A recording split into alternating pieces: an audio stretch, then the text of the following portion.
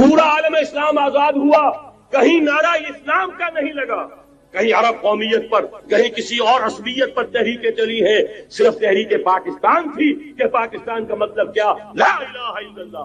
کوئی سبب ہے کہ یہاں قرارداد مقاصد پاس ہوئی، حاکمیت اللہ کی ہے کہ اکبر نام لیتا ہے خدا کا اس زمانے میں۔ یہ سارا ماضی سامنے رکھیے اور حضور کی دی ہوئی پیشن گوئیوں کا مستقبل سامنے رکھیے، ان دونوں سے ثابت ہوتا ہے اس خطہ ارضی سے کچھ ہونا ہے۔ اگرچہ بھٹکے ہوئے ہیں لیکن کبھی بھولی ہوئی منزل بھی یاد آتی ہے راہی کو، اور بھٹکے ہوئے آہو کو پھر سوئے حرم لے چل۔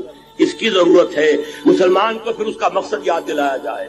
پاکستان اس لیے نہیں بنایا گیا تھا کہ ہمارے ہاں ٹاٹے اور برلے نہیں تھے تو ہمارے پاس اس کے بھی باپ وجود میں آ جائے، اس لیے تو نہیں بنایا گیا تھا۔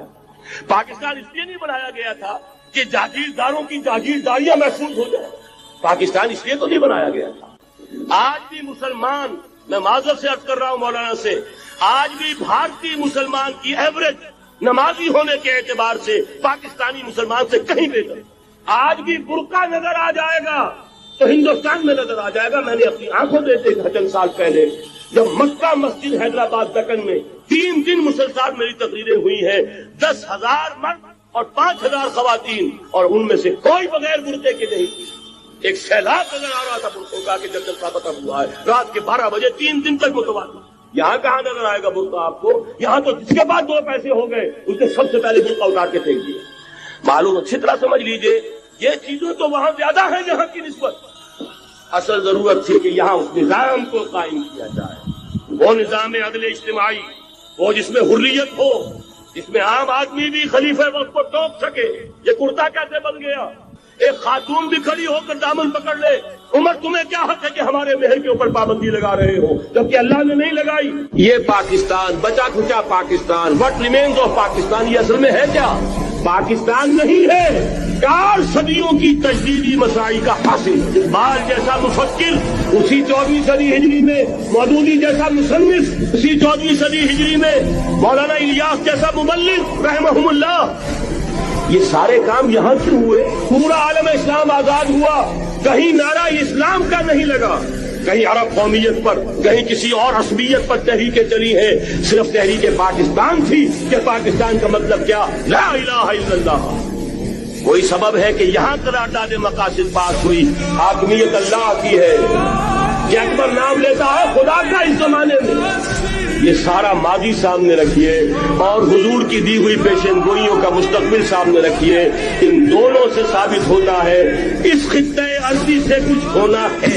یہ نہیں میں کہہ سکتا ان ادریہ قریب بعید ما توعدون، یہ میں نہیں کہہ سکتا، یقین کے ساتھ جانتا ہوں کہ آئے گا، لیکن یہ کہ اس کے بعد بھی یہی سے بول بالا ہوگا۔ جو یہودی ورلڈ آرڈر کی نگاہوں میں کھٹک رہا ہے، میں کھٹکتا ہوں دل یزداں میں کانٹے کی طرح۔ اگرچہ ان کی اسٹریٹجی کیا ہے؟ ایک ایک کر کے ان کے حصے بکھرے کر کے دیا پانچا کرو۔ ابھی وہ بلاک کون سا ہے؟ ایران ہے، افغانستان ہے، پاکستان ہے، اور روسی ترکستان سے آزاد ہونے والی جو ریاستیں ہیں، یہ ایک سالڈ بلاک۔ یہ عجمی مسلمان ہے، عربی نہیں، عربی گئے، یہ نوٹ کر لیجئے، اس لیے کہ عربوں کو اللہ نے فضیلت دی تھی، محمد ان میں سے تھے صلی اللہ علیہ وسلم، یہ رتبہ بلند ملا جن کو مل گیا۔ لیکن ساتھ ہی اللہ نے دھمکی بھی دے دی تھی سورہ محمد میں، ان تتولوا یستبدل قوما غیرکم، اگر تم پیٹھ دکھا دو گے اس مشن کو جو ہم نے تمہارے حوالے کیا ہے، تمہیں ہٹائیں گے، کسی اور کو لے آئے۔ اور یہ بات ہو چکی ہے 13ویں صدی عیسوی میں، 1258 میں، جب سقوط بغداد ہوا ہے، عربوں کے ہاتھ سے عالم اسلام کی قیادت چھین لی گئی۔ اس کے بعد قیادت کن کے ہاتھوں میں آئی؟ ترکوں کے ہاتھ، ترکان تیموری ہندوستان میں، ترکان صفوی ایران میں، ترکان سلجوقی مڈل ایسٹ میں، اور ترکان عثمانی کا تو کہنا ہی کیا ہے، وہ ایشیا مائنر سے چل کر آپ کو معلوم ہے کہ مشرقی یورپ کا کتنا بڑا علاقہ، دی گریٹ آٹومان امپائر اس صدی کے آغاز تک قائم تھی۔ اس صدی میں عجیب عجیب معجزے ہوئے ہیں۔ گریٹ آٹومان امپائر جو 3 بر اعظموں پر محیط، نام و نشان ختم۔ The great U S S R, نام و نشان ختم۔ اب تو روس صاحب ایک ملک کی حیثیت سے رہ گئے۔ یہ اس صدی میں دو اور وقت نہیں ہے، میں اور آپ کو کیا بتاؤں، اس صدی میں تو بڑے بڑے عجیب عجوبے ہوئے ہیں۔ بڑی بڑی 2 عظیم جنگیں ہو چکی ہیں، تیسری جو ہے سر پر کھڑی ہے، دور نہیں ہے، جس کو حدیث میں کہا گیا ہے الملحمۃ العظمی، تاریخ انسانی کی عظیم ترین جنگ، اور وہی صلیبی جنگ جس کا آغاز بوسنیا سے ہو چکا ہے۔ وہ تو آپ نے سنا ہوگا اقبال کا شعر، میرے عرب کو آئی ٹھنڈی ہوا جہاں سے، میرا وطن وہی ہے، میرا وطن وہی ہے۔ حدیث میں آتا ہے یخرج ناس من المشرق یؤتون للمہدی، یعنی سلطان، مشرق سے فوجیں نکلیں گی کہ جو کہ مہدی کی حکومت قائم کریں، لیکن جتنا خون یہاں پر خلوص کے ساتھ دیا گیا ہے اس کی مقدار بھی کم نہیں ہے، یہاں سے خیر برآمد ہوگا۔ اور دوسری بات اپنے بارے میں نوٹ کر لیجئے، یہ پاکستان، بچا کھچا Pakistan, what remains of Pakistan, یہ اصل میں ہے کیا؟ مولانا بہت خوبصورت انداز میں فرما رہے تھے، یہ 313 نہیں تھے، اسلام تھا۔ اسی طرح نوٹ کیجئے، پاکستان نہیں ہے، 4 صدیوں کی تجدیدی مساعی کا حاصل۔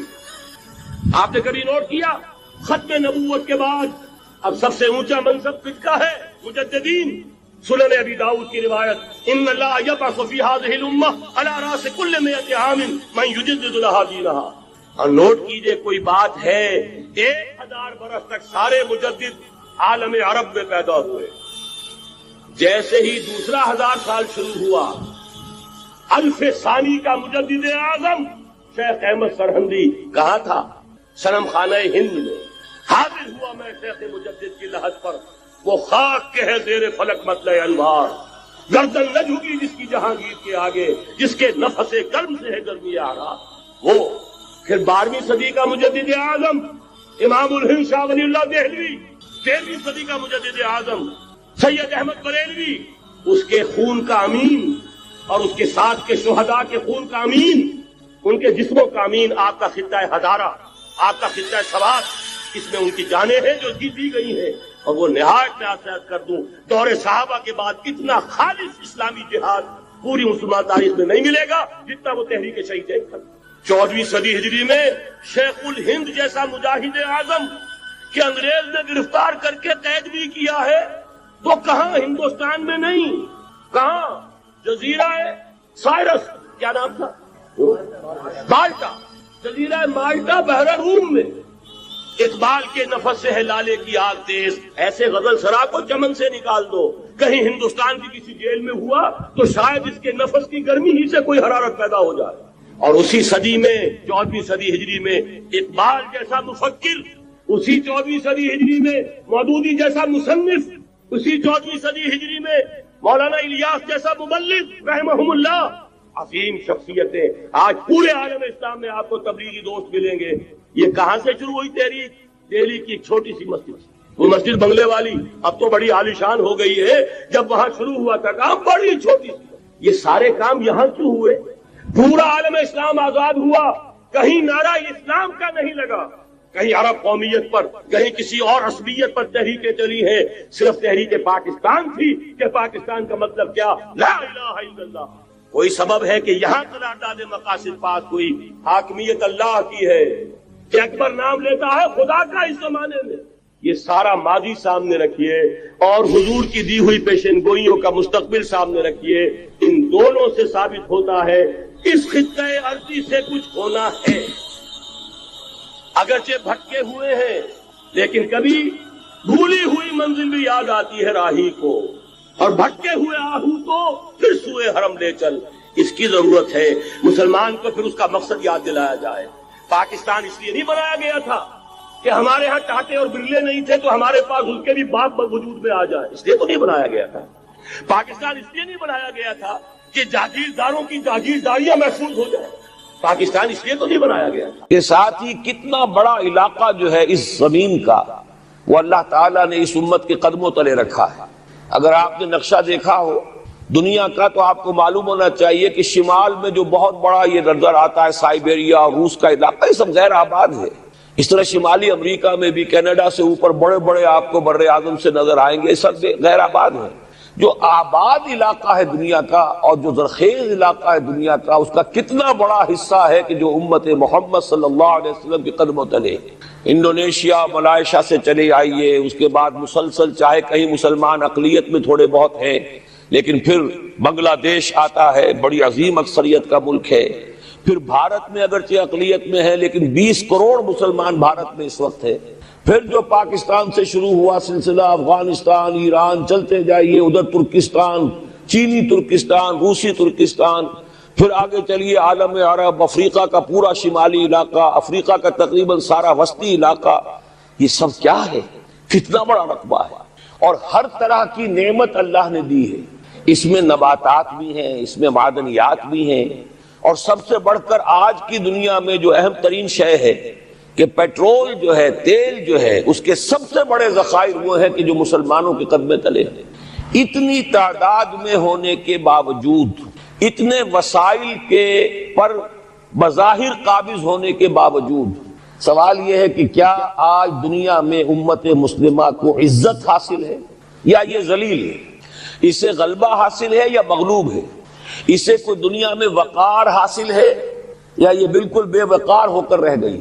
یہ بات ہے جو ہمارے سمجھنے کی ہے آج کیوں ذلیل کہ کل تک نہ تھی پسند گستاخی فرشتہ ہماری جناب میں۔ اس وقت صورت یہ ہو چکی ہے، آپ کو معلوم ہے کہ ہر جگہ پر پسماندگی کا نشان مسلمان ہیں، ہمارے سارے وسائل پر دوسروں کا قبضہ ہے۔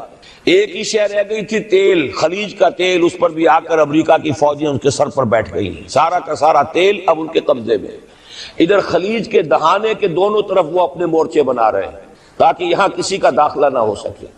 بڑے بڑے جتنے لوگ ہمارے ان سب کی دولت ان کے پاس ہے، کہنے کو تو سلطان اور برونائی دنیا کا امیر ترین آدمی ہے، لیکن دولت ہے کہاں اس کی؟ انویسٹڈ تو وہی ہے، اسی کے بینکوں میں ہے، انہی کی کمپنیوں میں ہے، کسی کے پاس کچھ نہیں ہے۔ سعودی عرب کے کوئی ڈالر دے تو کہاں ہے؟ جیسے شہنشاہ ایران کا جو اثاثہ تھا، سرمایہ تھا، جو سارا کا سارا انہوں نے جو ہے وہ فریز کر لیا، تو یہ دولت تو ساری وہی ہے۔ کہنے کو ہے کہ آپ کے اکاؤنٹ میں اتنا روپیہ ہے، لیکن سوال یہ کہ وہ اکاؤنٹ فی الواقع کس کے قبضے میں؟ پھر آپ کو معلوم ہے کس طریقے سے مسلمانوں کے ساتھ سلوک ہو رہا ہے، ہر جگہ پر جہاں چاہیں، جس طرح چاہیں انہیں ستا لیں۔ اور ان میں بھی سب سے بڑھ کر جو بات میں آپ سے کہوں گا، آج دنیا میں جتنے بڑے پیمانے پر محمد عربی صلی اللہ علیہ وسلم کی توہین و تذلیل ہوئی ہے، پوری انسانی تاریخ میں نہیں ہوئی۔ رشدی نے کتاب لکھی، بدترین حملے کیے، کیا رنگیلا رسول کتاب تھی جو لکھی تھی کسی ہندو نے، جس کو کہ ایک مسلمان نے پھر خنجر گھونپ کر اور ہلاک کر دیا تھا، وہ تو کچھ بھی نہیں تھی۔ اس کتاب کو رنگیلا رسول کو 100 سے ضرب دیجئے تو یہ کتاب بنتی ہے سیٹنک ورسز، اور وہ ملینز نہیں بلینز کی تعداد میں شائع ہوئی۔ اس کے خلاف احتجاج اگر کسی نے کیا ہے تو ان کے اوپر جوتے پڑے ہیں، ان پر ڈنڈے پڑے ہیں، پوری مغربی دنیا اس کے پیچھے آ گئی ہے، سپورٹ کیا ہے۔ لے دے کے ایک ملک نکلا ایران، اس نے کم سے کم یہ کہ اس کے قتل کا فتویٰ تو دیا، لیکن کیا کرے، قتل کرنے کی تو نوبت نہیں آئی۔ پورا عالم عیسائیت اس کی پشت بنا ہے، اس کی مدد کر رہا ہے۔ یہ اتنی بڑی توہین محمد رسول اللہ صلی اللہ علیہ وسلم کی اور آپ کی ازواج مطہرات کی، اور یہ بظاہر ایک ایسے شخص کے ہاتھوں جس کا نام مسلمانوں کا سا ہے، اس کا اتنا بڑے پیمانے پر ہونا، اور پھر یہ کہ مسلمان 120 کروڑ ہونے کے باوجود کچھ نہیں کر سکتے۔ میں وہ چیزیں نہیں گنوانا چاہتا کہ 15 لاکھ جو ہیں وہ ہمارے افغان بھائی جو ہیں انہوں نے جانیں دی، فائدہ کس کو پہنچا؟ تاحال امریکہ کو، کہ اس کی جو مد مقابل قوت تھی USSR وہ ختم ہو گئی۔ اسی طریقے سے جو کچھ کشمیر میں ہو رہا ہے، ہماری بے ہمیتی، بے غیرتی کا عالم یہ ہے، ہم کچھ اندر خانے تھوڑی بہت کو مدد کر کے سمجھتے ہیں کہ ہم نے فرض ادا کر دیا، جبکہ فرض تو یہ ہونا چاہیے تھا کہ ہم براہ راست اعلان کرتے اور انڈیا کو الٹیمیٹم دیتے کہ سٹاپ دس بزنس، یا یہ کہ پھر ہم سے جنگ ہے۔ جنگ کا نتیجہ تو پھر اللہ جس کو چاہے دے گا۔ اگر انسان اللہ تعالیٰ پر اعتماد رکھتا ہو، توکل رکھتا ہو، اپنے موقف کی حقانیت پر بھی اسے یقین ہو، تو کم من فیۃ قلیلۃ غلبت فیۃ کثیرۃ، تاریخ میں ہمیشہ ہوتا آیا ہے کہ چھوٹی قوتیں جو ہیں ان کو غلبہ اللہ نے عطا کیا ہے بڑی قوتوں پر، لیکن بے غیرتی کا عالم یہ ہے، بے حمیتی کا عالم یہ ہے۔